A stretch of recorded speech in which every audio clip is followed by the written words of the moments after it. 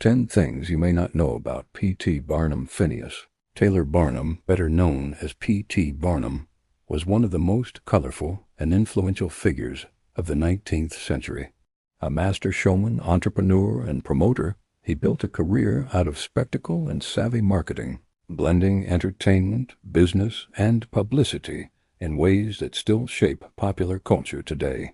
While his name is most often linked to the circus and the phrase, "the greatest show on earth," Barnum's life was filled with surprising ventures, oddities, and achievements. Here are 10 things you may not know about America's most legendary impresario. 1. Barnum was a businessman from childhood. Growing up in Bethel, Connecticut, Barnum showed an early talent for making money. As a boy, he sold snacks and homemade cherry rum at local gatherings, and by 12 he had saved enough to buy livestock. By his early 20s, he was running a general store, a lottery, and even his own newspaper, the Herald of Freedom. 2. His first big break came through a hoax. In 1835, Barnum purchased Joyce Hett, an elderly, blind, enslaved woman who was exhibited as George Washington's 161-year-old nurse. Audiences paid to hear her stories about dear little George, while Barnum stoked curiosity by spreading rumors that she was an automaton. After her death in 1836, a public autopsy, also arranged by Barnum, revealed she was likely no older than 80. 3. He didn't start his circus career until his 60s. Although Barnum is forever linked with the circus, he only entered the business later in life. For decades, he operated the American Museum in New York, which showcased curiosities like General Tom Thumb and the fabricated Fiji mermaid.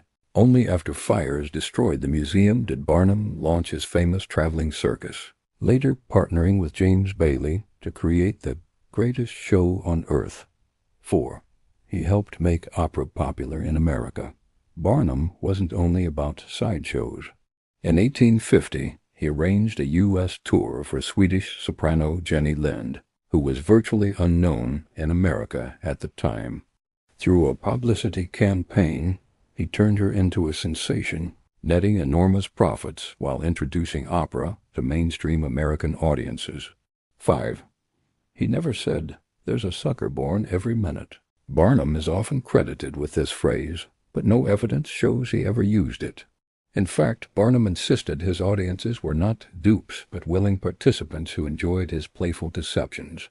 As he once put it, the people liked to be humbugged. 6. His elephant Jumbo became a national icon.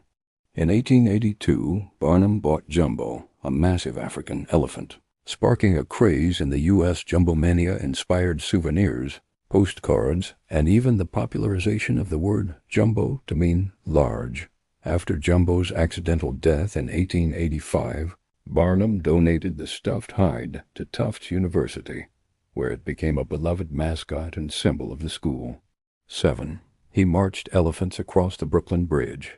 After a deadly stampede fueled doubts about the bridge's safety, Barnum was finally allowed to parade 21 elephants and 17 camels across it in 1884.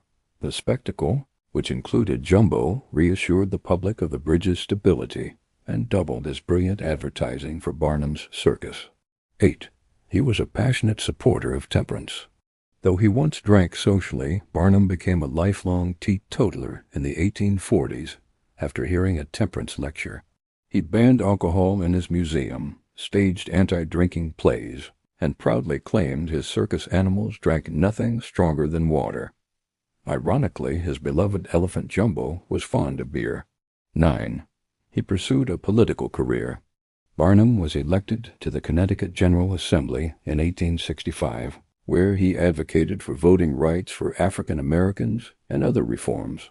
He later served as mayor of Bridgeport and returned to state politics in the 1870s, championing temperance and even the abolition of the death penalty. 10. He constantly revised his best-selling autobiography. First published in 1854, Barnum's autobiography became one of the century's most popular books. He regularly updated and reissued it, even instructing his widow to add a final chapter after his death in 1891. By the end of his life, more than 1 million copies had been sold.